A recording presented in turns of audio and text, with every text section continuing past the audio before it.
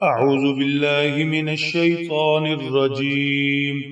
بسم الله الرحمن الرحيم. يوم يجمع الله الرسل فيقول ماذا أجبتم قالوا لا علم لنا إنك أنت علام الغيوب. صدق الله العظيم.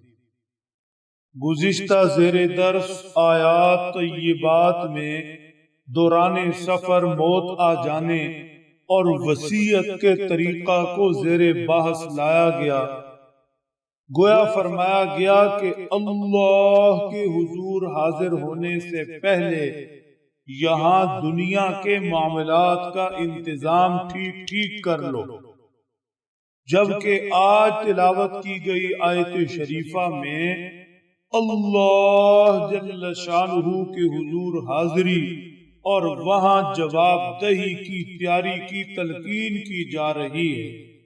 ارشاد فرمایا یوم یجمع اللہ الرسل فیقول ماذا اجبتم.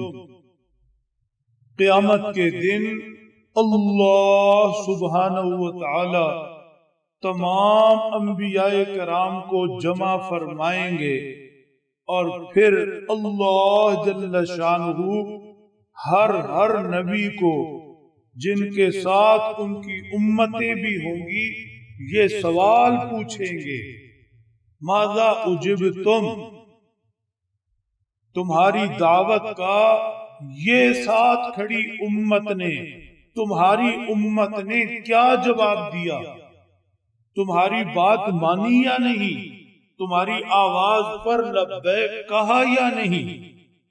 حضرات انبیاء کرام علیہم الصلاۃ والسلام اتنا جواب عرض کریں گے لا علم لنا انک انت علام الغیوب.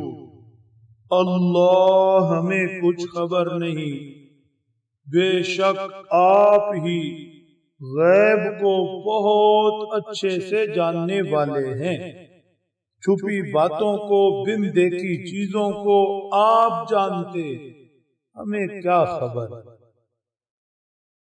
حضرات انبیاء کرام کا یہ کہنا لا علم لنا اللہ ہمیں کیا خبر انہوں نے کیا کیا، اس کے کئی مطلب ذکر ہوئے. حضرات انبیاء کرام ایسے کیوں کہیں گے، کس بنیاد پر؟ لکھا ہے انبیاء کرام پر خشیت الہی کا غلبہ ہوگا، اللہ کا خوف ڈر اس قدر غالب ہوگا کہ اس کے سوا کچھ بول ہی نہیں سکیں گے. اللہ ہمیں کیا خبر. دوسرا مطلب یہ لکھا ہے جس کا اشارہ بھی موجود، اللہ آپ کا علم کامل، آپ کے علم نے ہر چیز کا احاطہ کیا کر رکھا. آپ کے علم کامل اور آپ کے علم محیط کے سامنے ہمارا تو علم کچھ بھی نہیں. آپ ہم سے زیادہ اچھے سے جانتے ہماری امت نے ہماری دعوت کے جواب میں کیا کیا اور کیا نہیں کیا. تیسرا مطلب یہ لکھا ہے حضرات انبیاء کرام نے جو کہا لا علم لنا، مطلب یہ ہے اللہ ہمارے سامنے جو ہوا وہ تو ہم جانتے، اور جب ہمیں آپ نے بلا لیا یا ہمارے سامنے جب یہ امت نہیں تھی وہ تو ہم نہیں جانتے. اب ہمیں اس کے متعلق کچھ علم نہیں. اس معنی کی تائید ایک حدیث شریفہ سے بھی ہوتی ہے.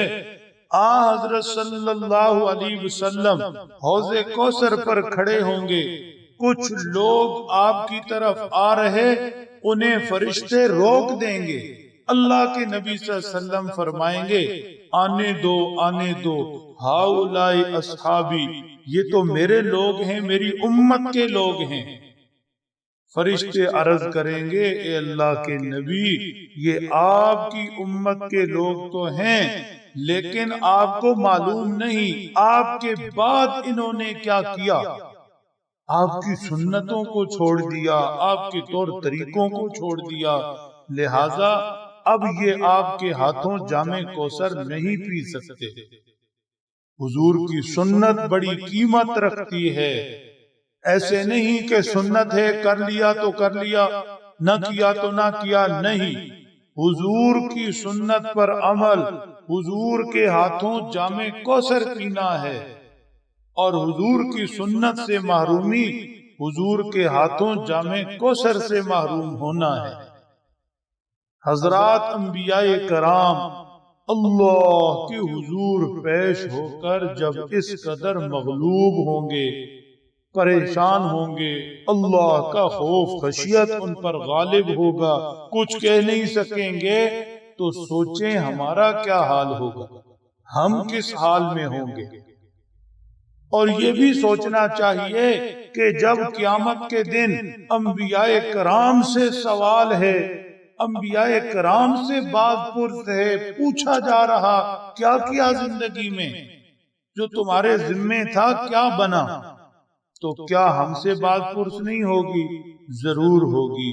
اللہ کی حضور باز پرس کی فکر ہو، احساس ہو، سوچتا رہے، پھر انشاءاللہ ایمان و عمل میں ترقی ہوگی، آخرت سے، موت سے غفلت ایمان و عمل میں کمزوری کا ذریعہ۔